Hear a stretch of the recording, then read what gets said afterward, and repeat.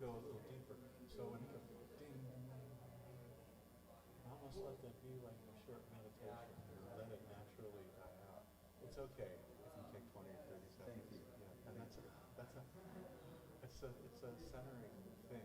Kind of like, okay, it kind of forces us to become a little more present. Yes, it does. I'm all for it. Thank you. Great, yeah. So maybe you just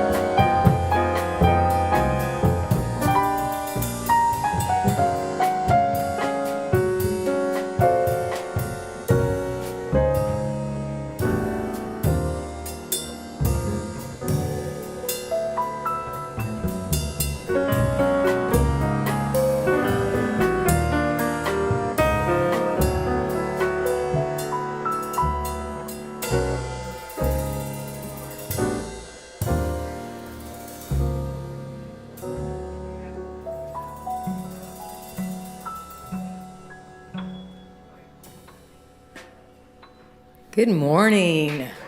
Yes. Randy Tico, Renee Martinez, and Woody DeMarco. Delightful, delicious. Thanks for living in your zone of genius. It kind of rhymes. Yes. So good morning. The spiritual celebration service at Unity of Santa Barbara. I'm Reverend Heidi Alfrey, and welcome all of you that are here in our beautiful sanctuary together, and welcome everyone online. We're all connected. We're all one. Yes, and it's a great decision to come together to awaken, to go from our sense of the human doing to the human being. And so thanks for being together in this breath together. I want to welcome some folks that are returning to us. We love you. Penny Little is back with us. Yay!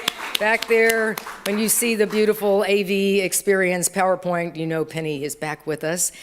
We have Sven's mom with us this morning, Christine Holcomb. So welcome, Christine. She's there in the back. Really, really glad you're here. And we also have my dear friend, Reverend Megan Smith Brooks, who is here as our speaker today, a Unity minister, a spiritual educator, grief coach, lots of new and beautiful energy. And let's just take a moment to center in prayer. Let's just close our outer eye and open our inner eye. And maybe, Woody, I'll have a little music with you. Just let's breathe in peace and breathe out love. Breathe in wisdom and breathe out faith.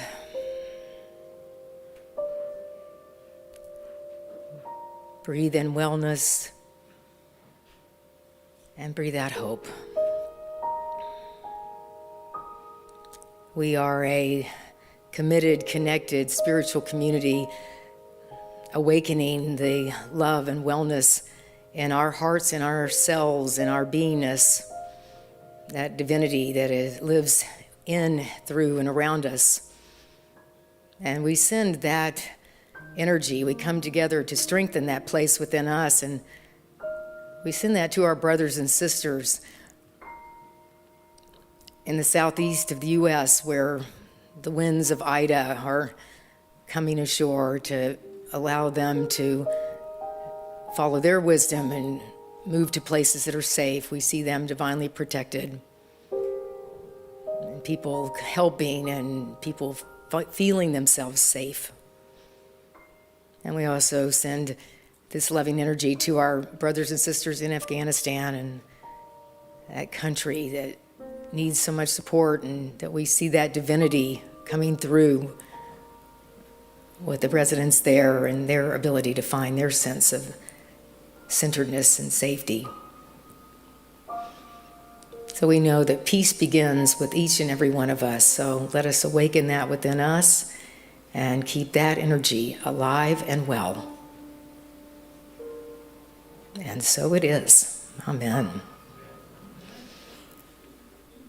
So again, we're so grateful you all are here with us, and give yourself that hour and 15 minutes of being in this pure possibility of who you are, this infinite experience.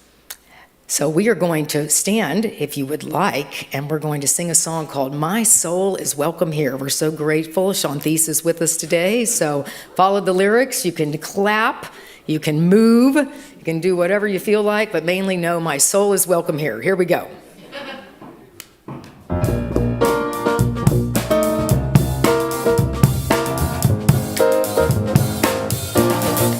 I'm in the right place, in the right time. I am just where I'm supposed to be. I'm in the right place at the right time. I am just where I'm supposed to be. I'm in the right place. Welcome here. Oh, my soul is welcome here. I am getting the message loud and clear. My soul is welcome here.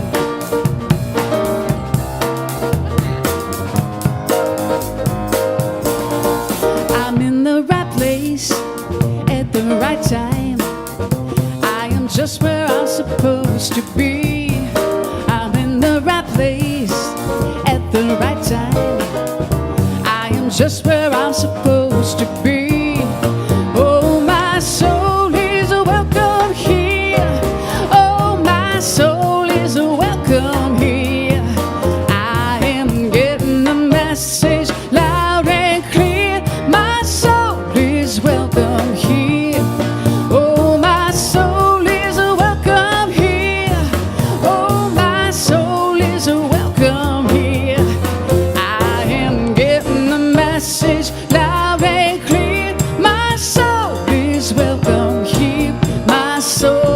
is welcome here. My soul is welcome here. My soul is welcome here. My soul is welcome here. I am getting the message loud and clear. My soul is welcome here.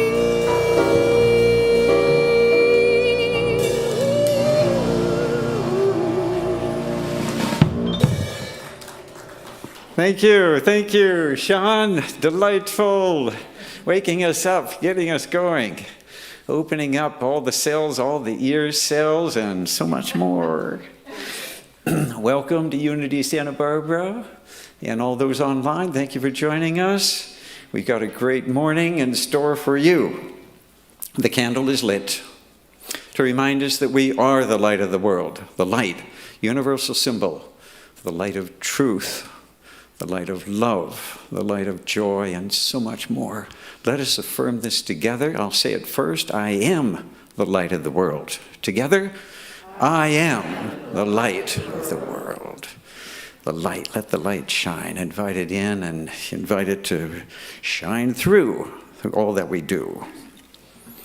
And I ring the chimes to remind us that we can be in harmony. We are in harmony with the best that is available to us, the highest that is always present and guiding us.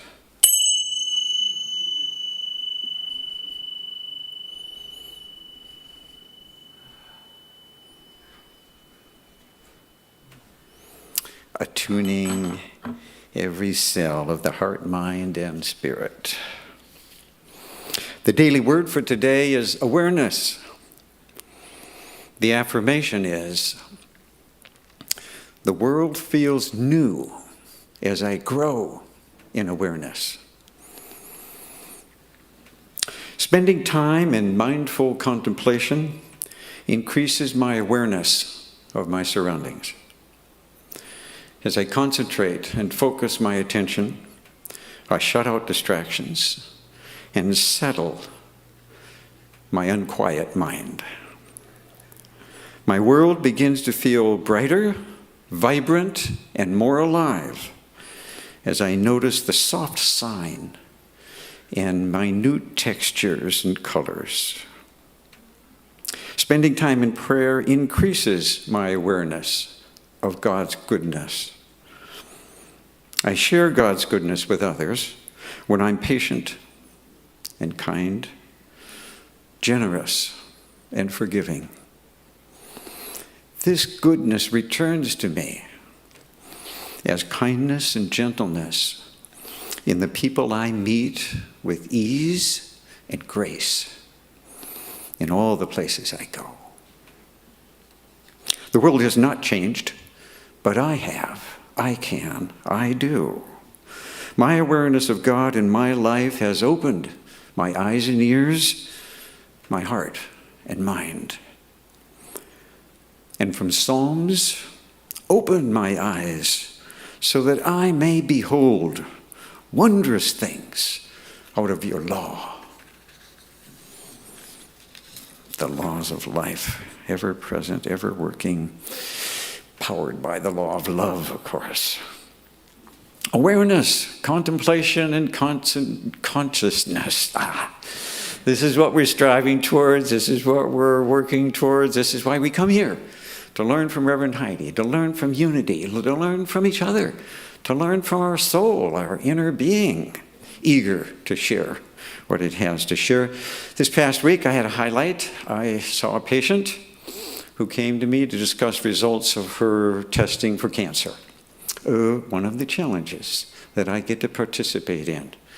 Indeed, an honor in many ways. I'm slowly learning how to embrace the challenges that happen and the opportunity it presents with it. In any event, we chatted about this, we discussed the situation, and then she said, I know that I can handle my crisis from within, and through time, I will heal.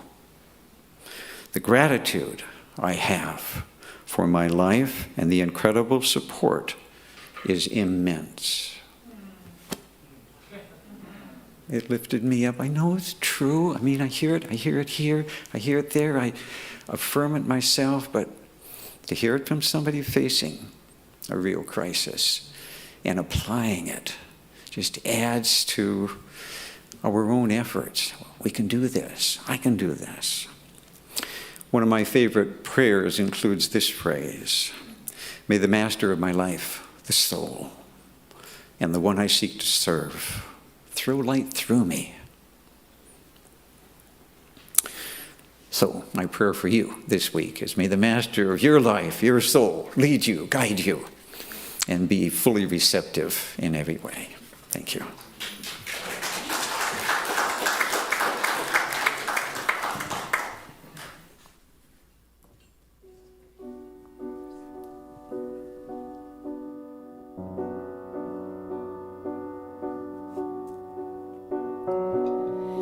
This is my last song, if this is my final day, if tomorrow I'll be gone, what do I want to say? If this is my last song, if it's my time to go, when my body's moved on, what will I have to show? No, not fortune or fame.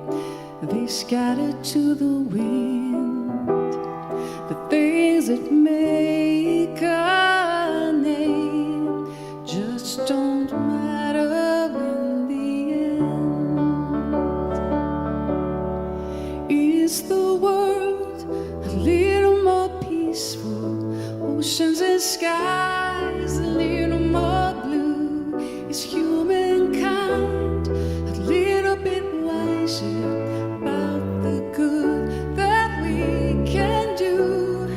Does the sun shine a little bit brighter where before there was only rain? If so, then I'm glad I came.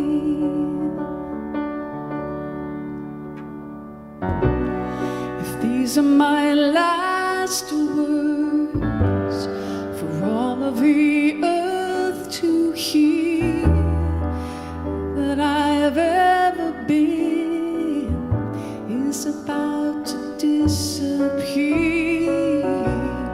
If these are my last words, there's nothing that I need to say. I have only tried to serve.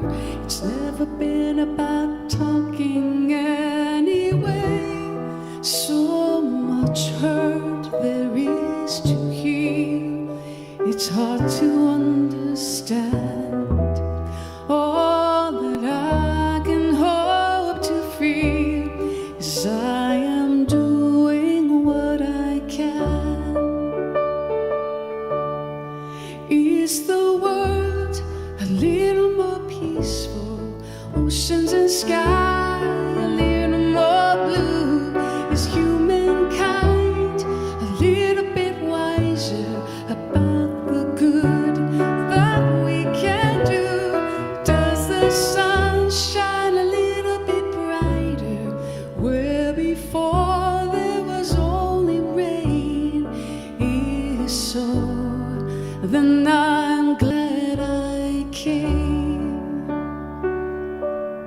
Have I given hope to the hopeless? Has a hungry soul been fed?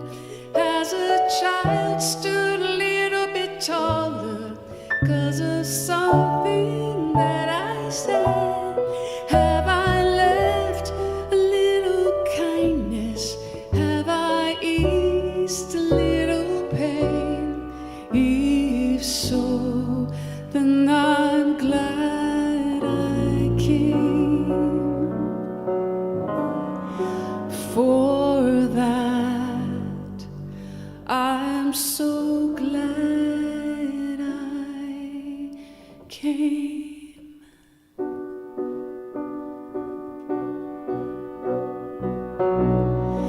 This is my last song. What do I leave behind? What do I pass on if I am out of time?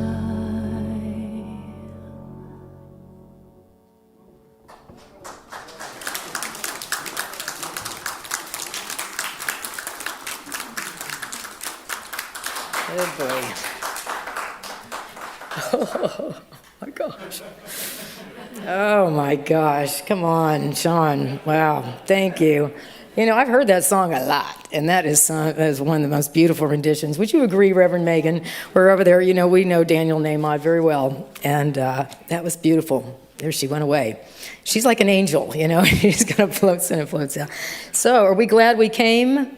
Yes. Isn't it beautiful? Yeah, give yourselves a hand for showing up in this body as a human being having this spiritual adventure. You know, it's so interesting having a pet, having a garden, smiling at someone. You know, the world is a little bit brighter because you came. And I don't know if we reflect enough on that. But it is so important for us to really recognize how valuable we are just by being on this planet and just really accepting that wonderful experience. There you are, Sean. He's such a gift. She is such a gift. You are. So I want to introduce a lady that's a very big gift to my life. Oh, it made me cry. Megan and I went through ministerial school together, and we've known each other a long time. Yes, we were actually student ministers at the same church. They couldn't decide between us, so they hired both of us. Yes, we're really yin and yang. We figured out she's got a sun sign where I have my moon, and then I've got a moon where you have your sun, which is only a unity conversation, but you know what I mean. All right, so we're opposites, but we love each other very much, and it's been nice to just cry and laugh with you over the last few days. But Megan has served at a number of Unity churches, and then she got married, and then she was working as a team minister with her husband, and now they've created a alternative ministry. Yes, but Megan is the author of Unraveling Grief, A Mother's Spiritual Journey of Healing and Discovery.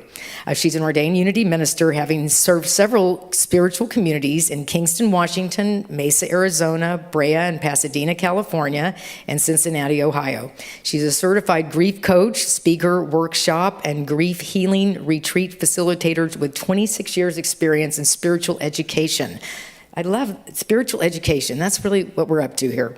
Currently living in Cincinnati, Ohio. I'm kind of sorry for you because she's originally from the West Coast, but she's working on this.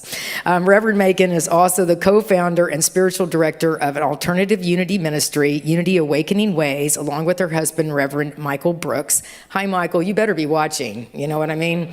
So she's also developed an 8-module online grief healing course, Unraveling Grief to Thrive. We had a wonderful workshop yesterday. She's available for self-paced grief healing and transformational support through her website, unityawakeningways.org. And so let us give a warm, heartfelt welcome to my dear friend, Reverend Megan. Yes.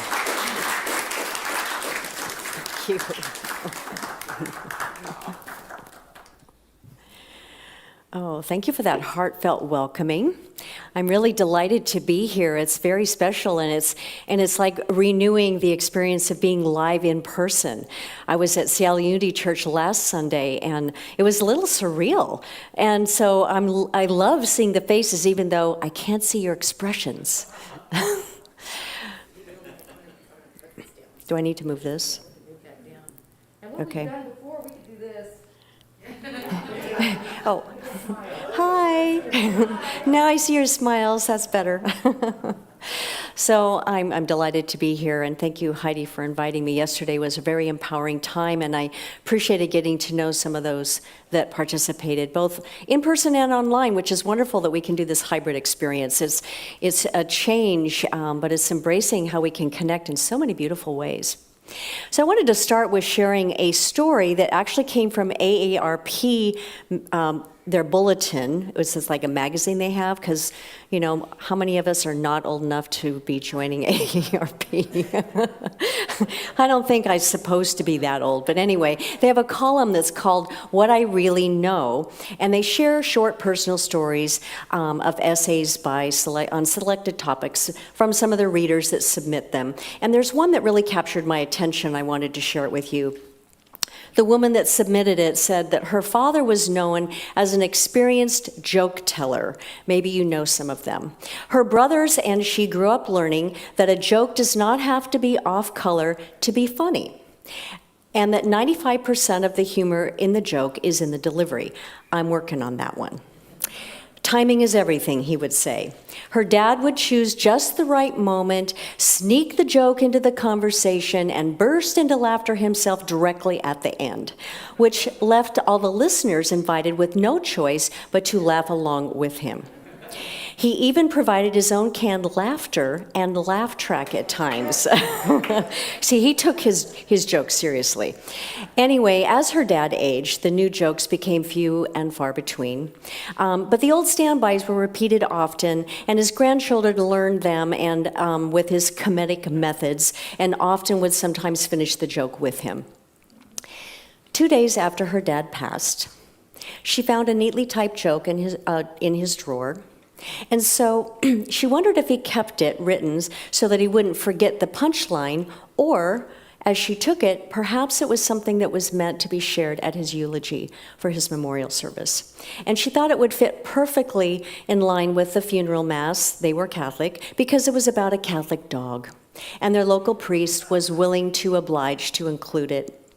And so to this day, her whole family uses his oft-repeated jokes and phrases, and they often then will just smile with each other as they feel that fond memory of his presence, and as a way to stay connected as they move forward together. And she even now has her favorite joke selected for her own eulogy. Kind of a cool thing, I think. Anyway, what she decided was that her father's legacy was that there is no right or wrong way to time or place humor into our life experience, that it's all in feeling in the moment. And I share this with you for two reasons. One, it reminds me of my own father-in-law, who turns 104 on September 8th of this year. Truly amazing accomplishment for anyone. But he's known to be the one that always tells the joke, often inappropriate. But it's a part of who he is, and we come to expect that, and it lightens up the moment, right? But it also represents how one lives their life, having made an impact not only for those around them and all of us, but also for generations to come. Because it's the things that we remember that carries on. It's like the memories in our heart. And so our stories, how we show up in life, how we choose to live, makes a difference. It sets up our own legacy, never knowing who it may inspire or who it may touch to live a more meaningful life. So much in alignment with what you've been talking about with Gay Hendricks, the Genius Zone.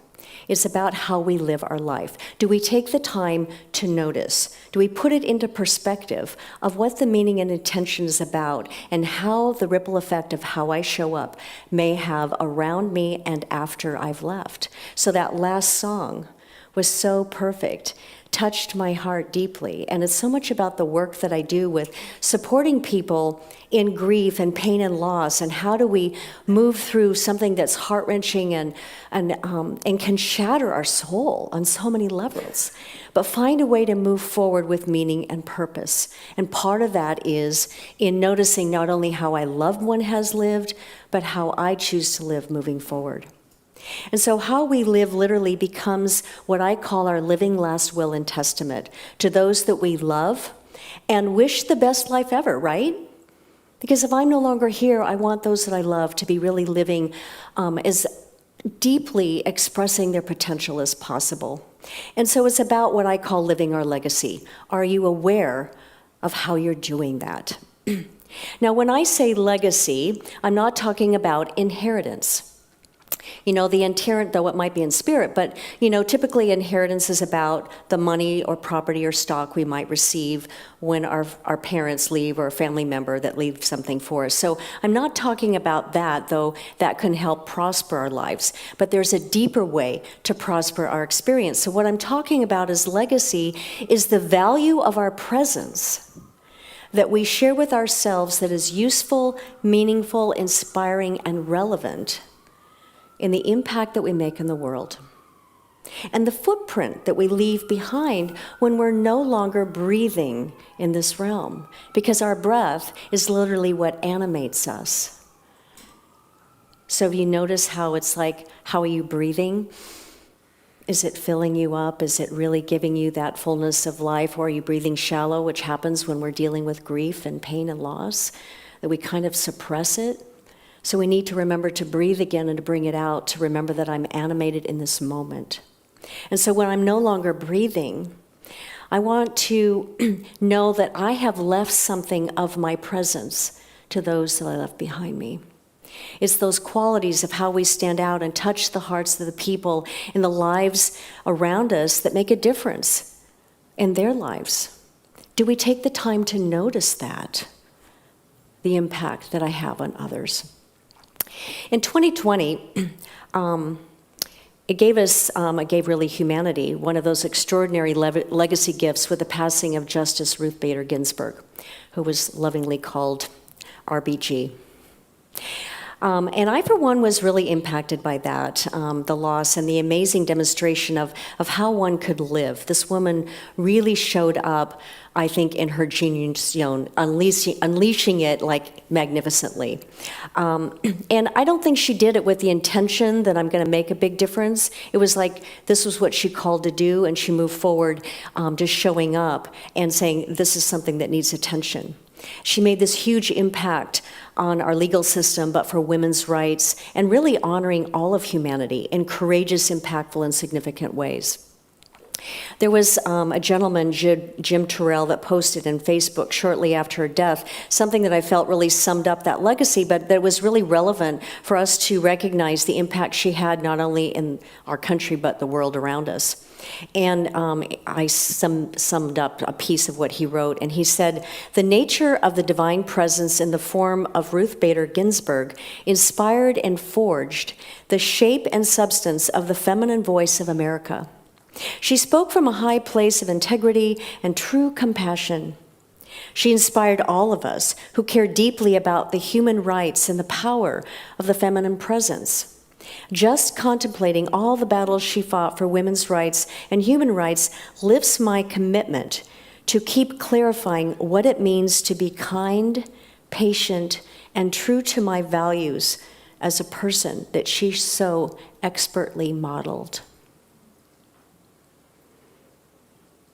She probably had no idea that that was what she was leaving behind for others to notice and to pick up, and perhaps to begin to integrate and live moving forward, to take up where she left off. She was quoted as saying, "If you want to be a true professional, you will do something outside yourself. Something to repair tears in your community. Something to make life a little better for people less fortunate than you. That's what I think meaningful life is, living not for oneself, but for one's community. The world around us, beyond ourselves. Do we live beyond ourselves, outside of the self-limited boundaries that we set for ourselves, the safe world, right? You remember the old ancient maps that they would have these, the world as we know it, and then the scary monsters and dragons all around it, and that's the place you're not supposed to go, because it could eat you up, or it would be the end of you. So we stay in our safe world. Ruth Bader Ginsburg's legacy taught us that no, we're supposed to step into that scary place so that we can be our potential, that we can expand the boundaries of our awareness and make a difference. I believe she leaves us with this challenge. Will you choose the courageous path too? Will you do that?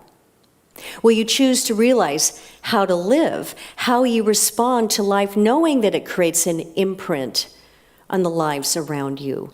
Just like the father that told the jokes that became a part of his living legacy with his family, and it bonded them. Will you be the example of living your life as a legacy to make a difference by the very nature of having lived? Ask yourself, what did you admire about Ruth or someone else that was significant to you? And how might you use that to enhance how you live now? Have you thought about that? We all look at people and admire them and compliment them and recognize their value. But do we really think about, oh, that's something that I could be too? I could integrate that into who I am and how I show up. That becomes an aspect of our living legacy to others. It makes our life more meaningful. I wanted to share with you something from my book that I began to recognize the significance of living our legacy. And most of us live our lives without realizing that we're creating that imprint on others. My 29-year-old son, Justin, was murdered in 2013. And that began a journey for me to really understand what grief is, the significance of how important it is for our human experience, but also how it really is our friend, as our teacher. It is coming to offer us something of value that we could learn about ourselves that we may not have taken the time to go deep enough into those dark, scary places within ourselves to recognize who I am and to bring that thing out to enhance who I am, to make a greater difference in the world. And so the healing process of grief is about discovering who I have become as a result of this loss that I didn't ask for. But it doesn't serve a purpose unless I see the value and that I can somehow integrate it into who I am becoming and begin to recognize my life has meaning. So how am I living it right now? And I considered my son, who he had challenges in life. No one's perfect. He struggled with alcoholism and a drug addiction and really wanted to become a better person. But he was stuck in how to do that. But he also liked to live on the edge. And was willing to just, when he was a little boy, he would say, if I climbed the tree and went out to the edge of this branch, how far could I go before it broke? So we spent a lot of time in the emergency. But he didn't care. He was like, oh, cool, I have a broken arm. Sign my cast. It's like I could look at him and learn something. So this is what I wrote.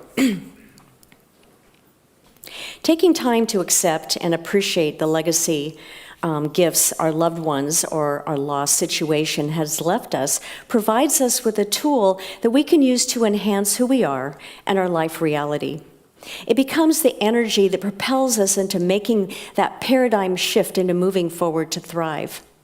It is almost like realizing a treasured last will and testament has been left for us to pick up and enhance our life as the missing piece we never knew we needed. The most meaningful and valuable part of what we miss the most is left for us to integrate into who we are becoming. So celebrate that. When I considered what Justin's life represented for me, I began to see him through a different lens. To see his life and the way he lived as a rare gift I would not have accepted unless this separation of living in two different planes of existence had manifested. Thinking about Justin, I began to realize he offered me fearlessness, to live boldly as if there may be no tomorrow, to leave nothing for chance but to go for it, to be courageous and live in the moment. And I thought, wow, his legacy to me was so powerful, I almost could not contain its fullness at first conception. Such a gift that I could be grateful for, that I could be moved by. But he did live his life on the edge. Even in his little chubby baby days, his curiosity he explored without fear or timidly holding back. Thus, the many hospital emergency room visits I mentioned and the climbing to the outer edge of the limbs to see how far he could go, or go skydiving and want to do it over and over again, or driving fast and dreaming of being a race car driver. There was this inner voice in my head that had been calling to me, fly free now. Fly free. For years, I felt that, but it was like I lived in this self-imposed boundary of like, oh, it was a little too scary to go out there. But I had not truly embraced that freely until I realized Justin's legacy to me was to finally make it a part of how I live now. It was time for me to accept Justin's legacy, to live on the edge, but with balance and openness to explore beyond the boundaries of my own self-limited reality. And if I refuse, I devalue what his life represented, and his gift would forever remain hidden and meaningless. I would never want that to happen. And so I discovered that we honor our loved ones that we mourn, and we only mourn and feel the pain of loss and grieve because we have the capacity to love deeply.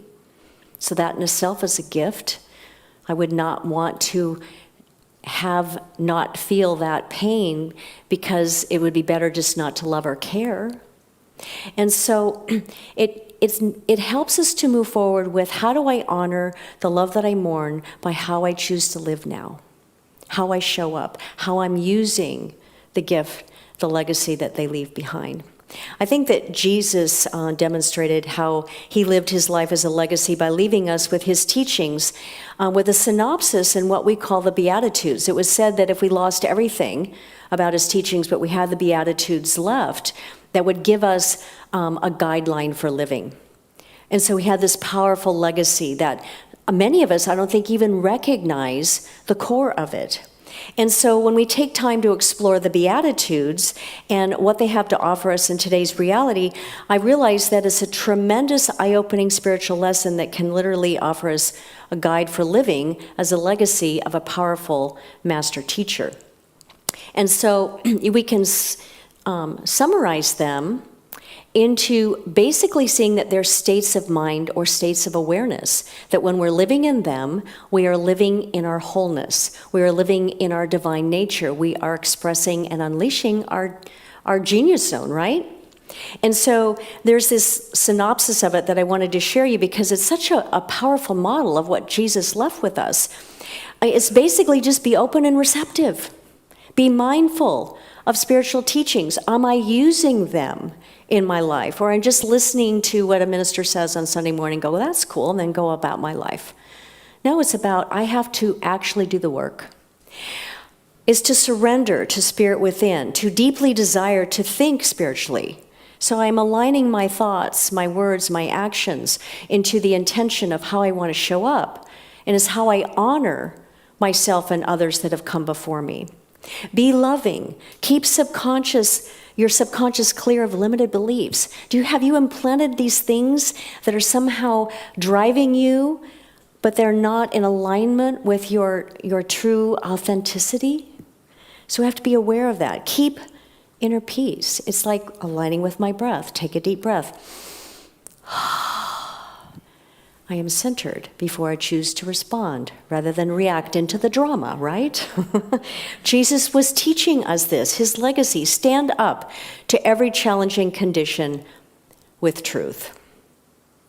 My authenticity is speaking my truth. So it may cause friction or pain to do that. You may have noticed that. It's not easy. But living our fullness of life is not an easy path. And our pain from loss in life allows us to feel the full spectrum of everything. I talked about that in the workshop yesterday. The highest vibration of energy of joy and ecstasy and bliss that we all think that's what we want to align with, that's what we seek, is the same intensity of vibration on the other end of pain, sorrow, grief, and sadness. So we need it all to be our fullness. Do you reject any part of yourself? Then you're not accepting who you are. So when we can become aware of the value of living our life as legacy, living in our genius zone, really, it makes a difference whether we realize it or not. We shift not only from our life reality, but the entire vibration of life around us, thus the impact and the ripple effect of everyone around us. And we never know where it may carry. And we don't do it because we think we're going to make a big difference. We do it because we're living in our wholeness. We're recognizing the value of how I'm living, knowing that it makes a difference just because I'm showing up. So given the choice, would you choose to make the changes to begin living life in a more empowering and meaningful way, even in the midst of pain and loss, grief and sorrow, or doubt and fear? Would you do that? I believe the divine within us has always been urging us to make that connection, to make that powerful, courageous choice, to live consciously aware of the vibrational energy and the imprint that I'm creating every single day, even if I'm just sitting and doing nothing. RBG understood that, and she chose to make the most empowering imprint that she could, and she did it magnificently, even in the face of adversity many times. Do we have the courage to do that? She demonstrated the qualities it takes to make a difference. What are they to you? Can you see yourself living your version of those qualities? The world is noticing. And millions are moved, not only by her example, but by many others that have come before her. But her grace and her courage, we can align with that. And I believe that we will begin to shift. We feel that shift in consciousness to change as individuals and begin to make a difference, as we see others have done. Gandhi said, "Be the change you want to see in the world." You've probably heard that. Are you doing that? That was another powerful example of a legacy that was left for us, with an example of how we could choose to live. Another soul whose living legacy that we've been blessed with was Gandhi. But are you struggling with the upheaval of change, or are you tapping into your genius zone? Within that we see these new possibilities that can be emerging, they're being offered, they're being invoked, being triggered within you to enhance who you really are. Are you willing to do that? I know you all have that voice, those feelings, those urges to say, do more, be more, express more. And then we go, oh yeah, but, that would be hard. Or I don't have the education, or I would have to make a big change, or I might have to go back to school. I might have to learn something. I might have to step out of, my comfort zone. We can't live our fullness in our comfort zone. So it's up to us to determine what needs to change within us to begin living a more meaningful life of legacy. Our genius zone, choosing how we live and realizing the imprint that we make.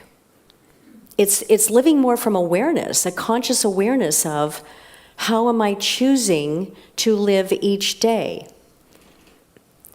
I actually mentioned something about that in my book, and my older son, Ryan, when he was reading it for the first time, he's like, Mom, I never thought of that before. He said, I put it on my desktop. It says, to remind me, how will I show up today? We get to decide every day. So what is that for you?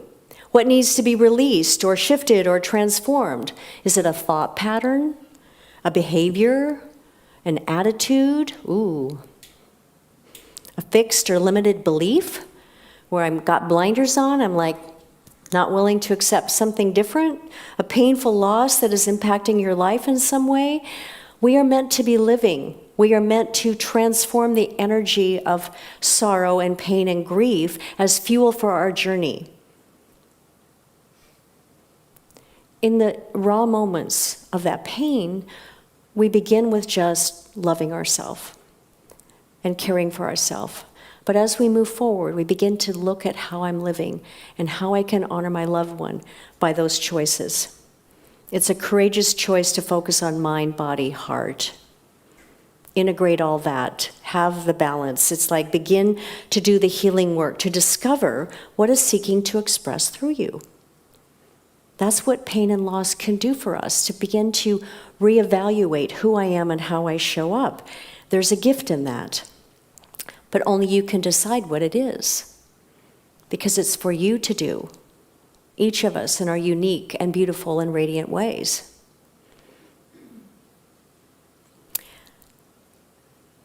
It's one step at a time.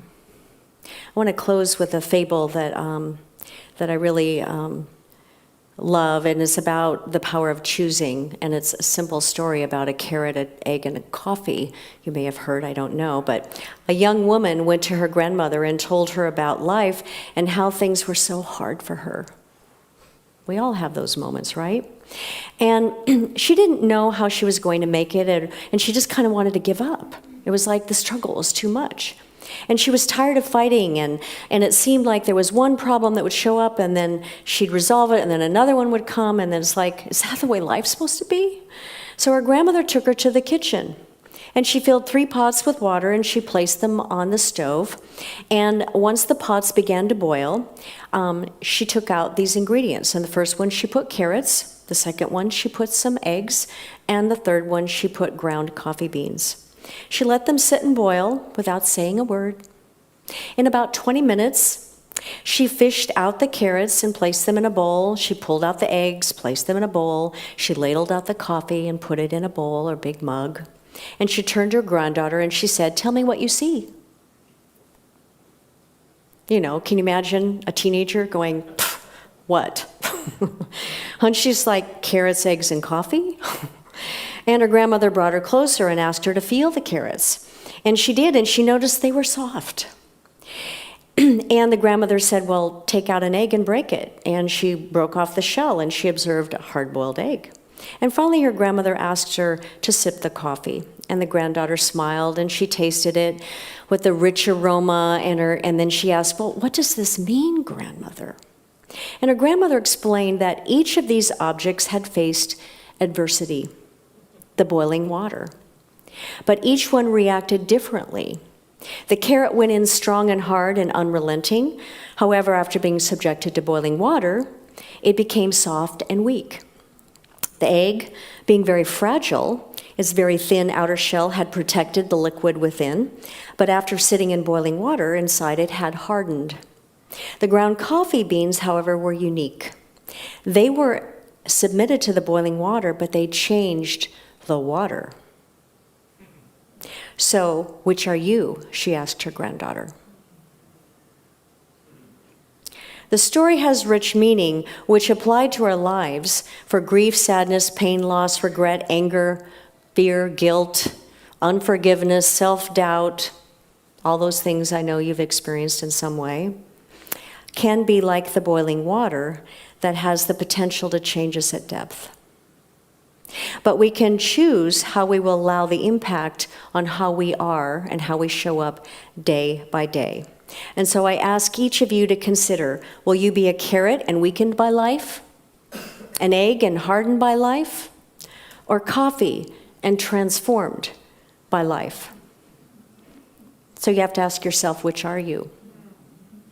How will you choose to live your life legacy? Will it to be that outer realization of your choice, unleashing your genius zone? You were born to demonstrate it, to make a positive difference in the world. It doesn't mean you have to be rich and famous so that everybody's, finds you on Facebook and YouTube or in People magazine. Making your difference in small ways can have a ripple effect that you never know. I believe that RBG chose coffee, that she became that enhanced demonstration of potential that's always inherently within each of us, that she recognized that rich and satisfying and stimulating version of her true self to be an inspiration, but by self, being herself, her fullness, her potential. So are you willing to dive into the hot water of life? It can be pretty hot. But that's all of those challenges is what that is, and we tend to try to avoid them, but they can transform us, enhance who we are, how we're living, and become this amazing legacy that we offer to those around us, perhaps without even knowing how it could impact their life. So choose to follow those that you honor, that you admire, that you love, that you hold dear in your heart, those cherished memories that are there that no one can take from you. Live from those. See the value of the things you admire from the people that are no longer with us. And let that inspiration be that powerful imprint of how you show up in the world. I look forward to seeing you saying yes to yourself and unleashing your creative genius and really being that powerful impact on everyone. So thank you for this time today. And I just want to shift into, I know you want to clap, but.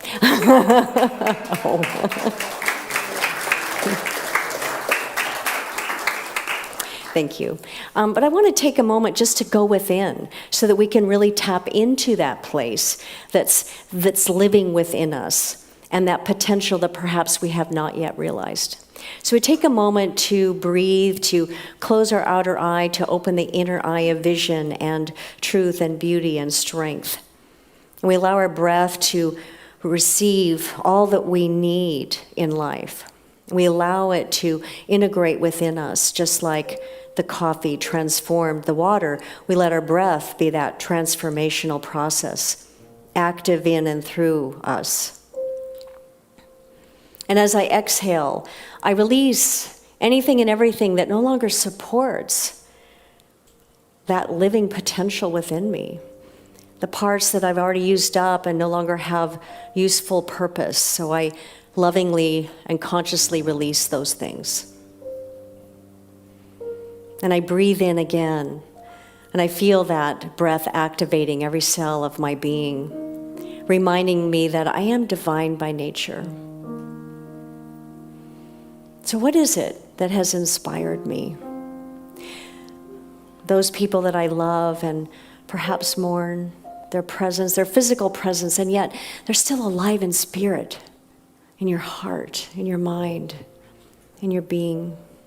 It's just a new relationship that you're establishing and getting to know. So what are those things that you admired of your loved ones?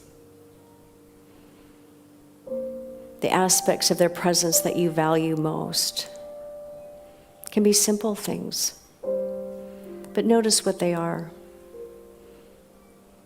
Lovingly receive them and appreciate them as that living legacy that was offered you and only you can receive. Are you willing to say yes to those gifts and to honor the love of the presence of the ones that you love and mourn by how you show up in life now? So what are the things, as we move into some silence, to consider the aspects of value that I admire of those that I love, that I would like to integrate into who I am, to be transformed at depth and show up in all my magnificence. Let the spirit within you speak to you in the silence.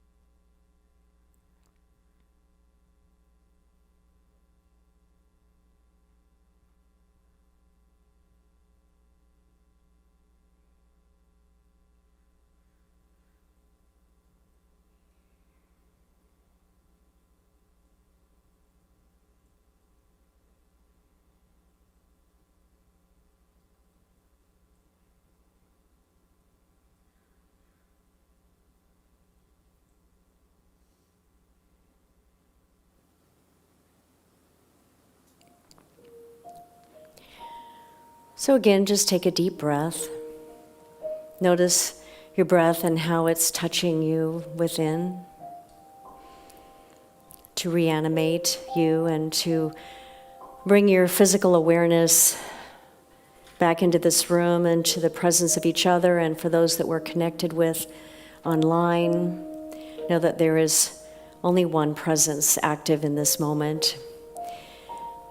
And we honor and appreciate what we've received. We acknowledge that And know that whatever you have put into motion will begin to continue to speak to you, to integrate within you. And we open our eyes, refreshed and blessed and grateful for this time that we've had together. And so it is. Amen. Thank you. Just stick that there.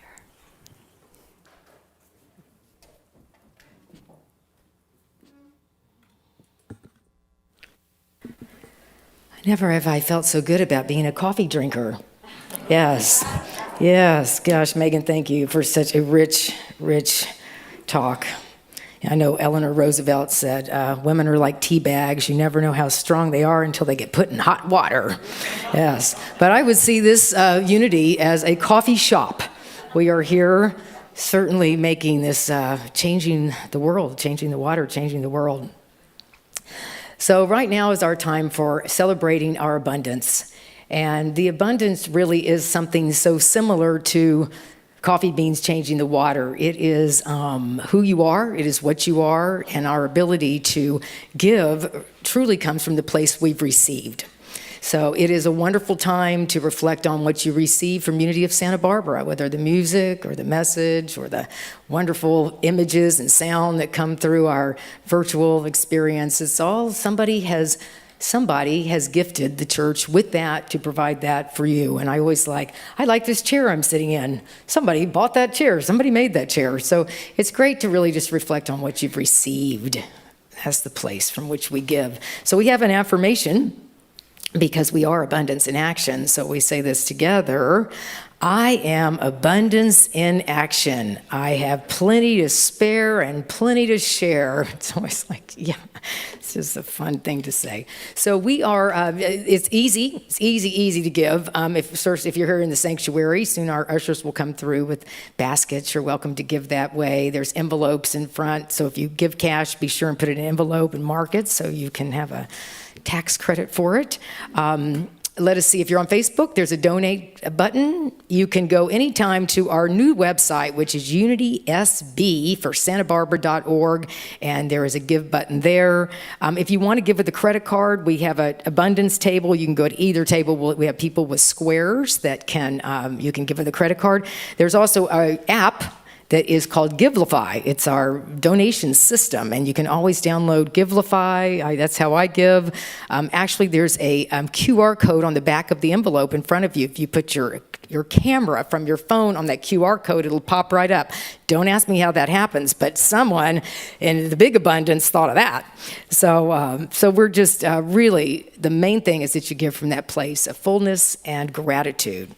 And so we are going to bless the one of many, many channels of good as we say together our love offering blessing. So hold that gift in your hand or put your hands together. Hold the power of Unity of Santa Barbara and how you are such a big part of how it continues to flow and make a difference in the world.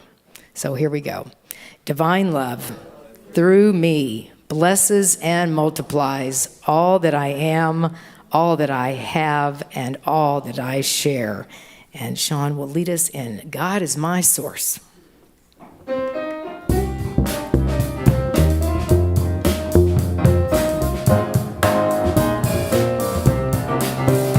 is my source, God is my power, God gives me everything I need. So I'll give thanks for all my blessings. God gives me everything I need. Love is my source, love is my power, love gives me everything I need. So I give thanks for all my blessings. Love gives me everything I need. Peace is my source, peace is my power, peace gives me everything I need. So I'll give thanks for all my blessings. Peace gives me everything I need. Peace gives me everything I need. Peace gives me everything I need.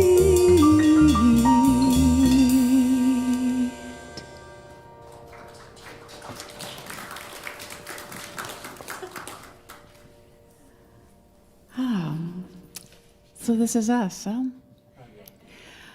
Well, I love you guys too. I'm really grateful to be here. And this last song that Reverend Heidi chose for us today is just perfect for closing out. You're wrapping up this program today, right? And it just ties in so well with everything that Reverend Megan also said. So anyways, it's a song by Janice Stanfield and Megan McDonough.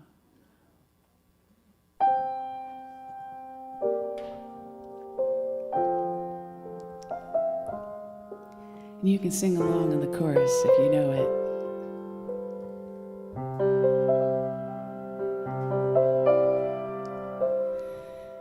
You will do amazing things with the choice each new day brings.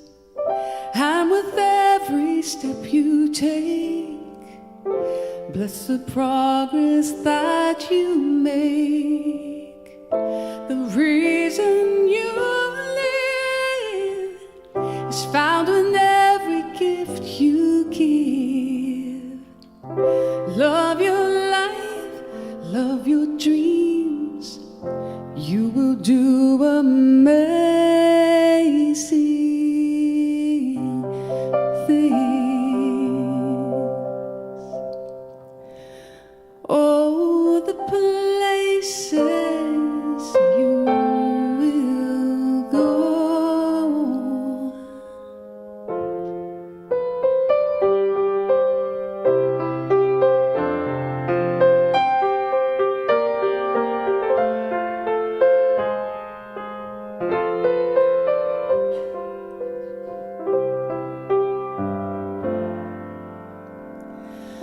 All the places you will go, and the people you will know.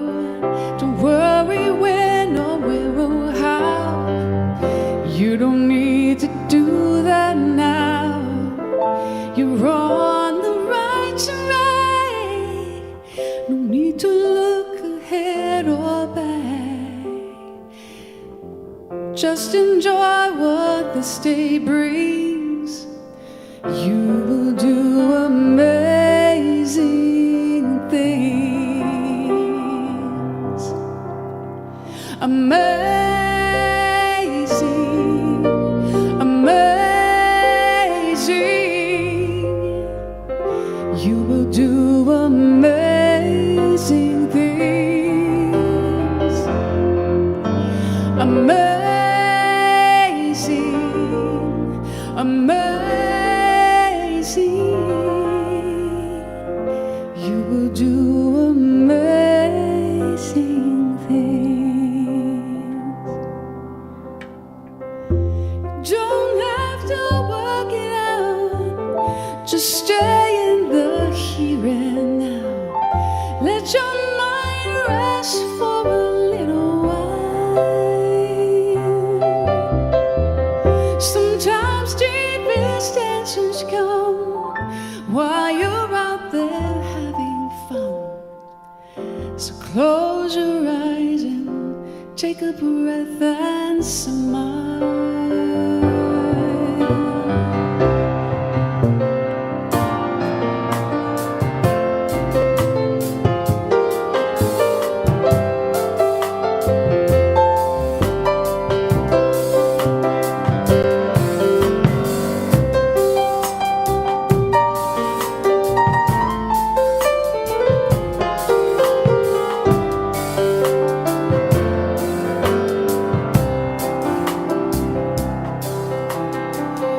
You don't have to work it out. Just stay in the here and now.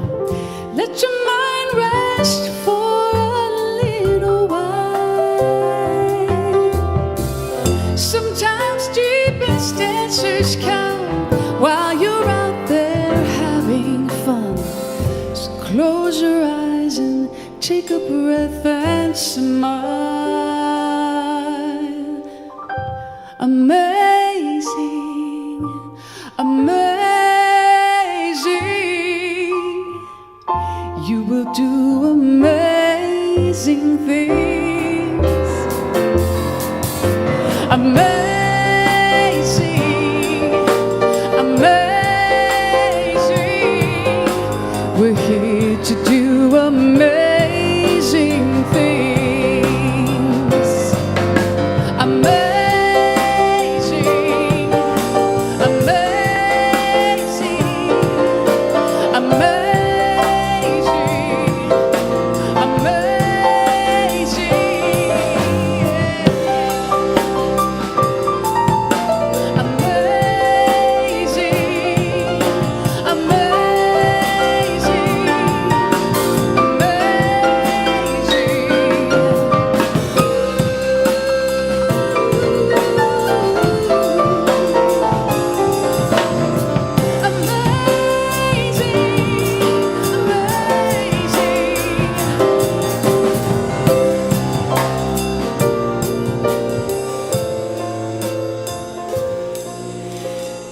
we're here to do amazing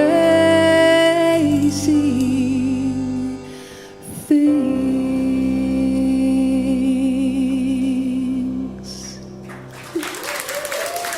Thank you. Thank you, Woody and Randy and Renee. Reverend Heidi, thank you. Thank you. Thanks so much for giving us a little testimonial before you said this. I love this. So we're going to take a moment because we're all in this amazing soup. Just look at one another and say, you're amazing. You're amazing. You're amazing. Yes, behind you, around you. You're amazing. Thank you all. Delicious. Wow, thank you, Woody. We don't, Woody and Randy and Renee over here. My gosh, in addition to Sean. Wow. Okay. We're going to have to start chanting, concert. We're going to do a concert. I keep talking to you guys. We got to do that. Do you know this was your idea? This was Sean's idea, this booth. Do you remember? Yeah, she goes to Home Depot. She goes, we got these things. We should put them together and the singers could be in there. Yes, amazing. All right, thanks for living in your genius zone. All right, I tell you, we are an amazing group. So if you're here for the first time, we want to say hi. I know there's a few people that were here for the first time. You just raise your hand. I know Casey was here. Did Casey leave? Yeah, there's Casey. All right. So yeah, we have a packet of information, all kinds of things about Unity, and go on out. We've got a gift for you out at one of the blue tables with the really friendly person, Peggy. You can't miss her. Yeah, so she'll be out there. And welcome. We're really, really glad you're here. We want you to get on our e-blast. That's the thing. So everybody get on the e-blast. You've got to receive the e-blast because then you can tune out for these commercials like you do already. These announcements. So be sure and you get our e-blast. You can sign up out there. So Megan is out at a table right over here under the tent. Since she's our guest, she's under a tent. But her wonderful book is Unraveling Grief, A Mother's Spiritual Journey of Healing and Discovery. And it's for all of us that we are all dealing with grief. Remember, we got joy. We got sadness. Is all part of the whole. We've all had our lives changed dramatically by this pandemic. And so we've all been dealing with grief, and it's a beautiful book and will help you lean into what you may want to avoid so you can live your full life. If any of you want to go to Montana, if you've been sitting around going, man, I'd love to go on that retreat, there's 10 of us that are going, and we're leaving next Friday. So if you want to go to Big Sky, Montana, it's a wonderful retreat. David Alt is the guest speaker. The music is done by Reverend Michael Gott. He's the Unity minister in Houston. It's an extraordinary time together. It's a week, and we're leaving next Friday, and we'd love for you to join us. These retreats are extraordinary. They're following all the COVID restrictions, but you meet people from Unity and the Science of Mind, and it's a wonderful, wonderful time. So just talk to me if you want to go. World Day of Prayer is always the second Thursday in September. It's over a Wednesday night and a Thursday. It is called All Is Well With My Soul. Just mark your calendar. You'll want to, you can get online. It's at unity.org. And then Thursday night, the 9th, Reverend Kathy Norman will be, well, she won't be here. She'll be on Zoom. And so it'll be a Zoom Thursday night experience, 6:30 on Friday night, and Heidi, Thursday night, Zoom, and you'll get the Zoom code. It'll be on our website. All right, so we had an opening here for a long time without a director of operations, and I am really not an admin person. It just makes it look really bad when I do anything. And so we have finally manifested, I'd say we increased our faith because we manifested a woman named Faith, and her name is Faith Strader, and I want to just welcome her, and if you want to, yes. And Faith is a bookkeeper and is also working in the director of operations position. So it's going to be, she's an accountant. She's tells me all kinds of things about, that should go there and we should do that. And I'm like, oh, thank you so much. So I'm so glad you're with us. She's a longtime Santa Barbaran, and I'm just really, really grateful for your presence. All right. Now, I believe, so Megan, you're out there. Now we have kids. Are these kids coming in? We've got... Oh, thank you so much. Well, the flowers, actually, there was a donation that was given this week that is anonymous. But these flowers, as we're talking about legacy, there's a woman, I believe, Nadine Iyer, how is it said? Okay. Anyway, Miss Iyer, who is a teacher of world cultures here in Santa Barbara, many people knew her. We had a memorial service here on Thursday night, and these were the flowers that were brought, and they're so beautiful that the person that was donating flowers this week she's donating that money to another flower arrangement, but these are from Miss Iyer. So we also have lemon water that was created by that group, and so we have that, and we have some beautiful chai tea. So we have a lot of legacy being left by Miss Iyer's service. So, it's just amazing to see how that works.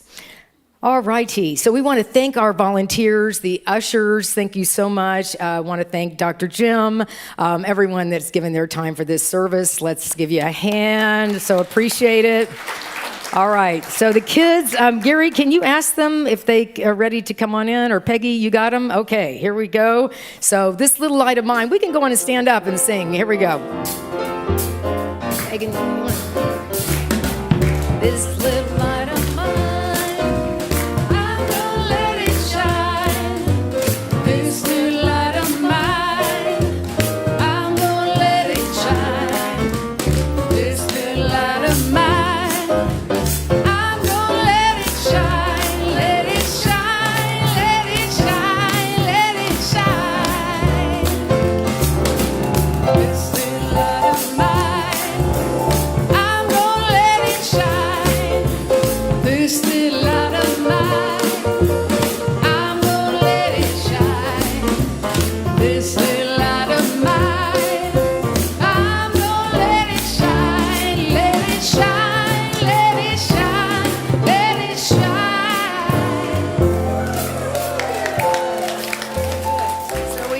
Nadia and Nikolai and Jess Welch. And Jess is actually going to be departing this week. She has a big life of weddings and being 20-ish and 30-ish, and I don't even know what else is going on. So we're looking for a youth director. We'll have other people in this position, but yeah, Jess, my gosh, you've got a busy life. So anyway, but we thank you for your time, and she'll be back to volunteer. Yes. All right, so y'all, we're going to go on and sing the peace song. I'll be out here. Megan will be right out here. And so peace song and prayer for protection. And thank you for being the coffee that you are. Here we go.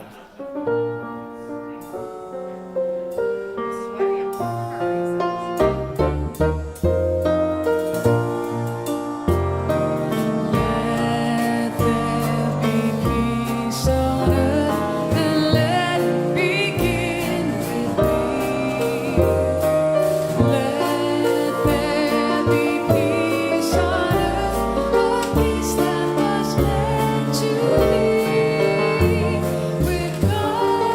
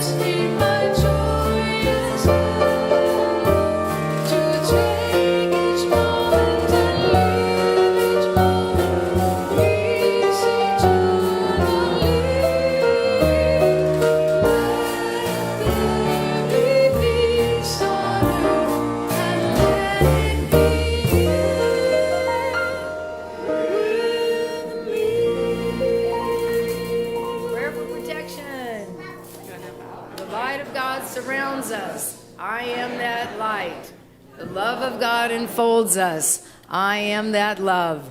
The power of God protects us. I am that power. The presence of God watches over us. I am that presence. Wherever we are, God is, and all is well. And so it is. Thank you, everyone. We'll see you out there on the beautiful patio.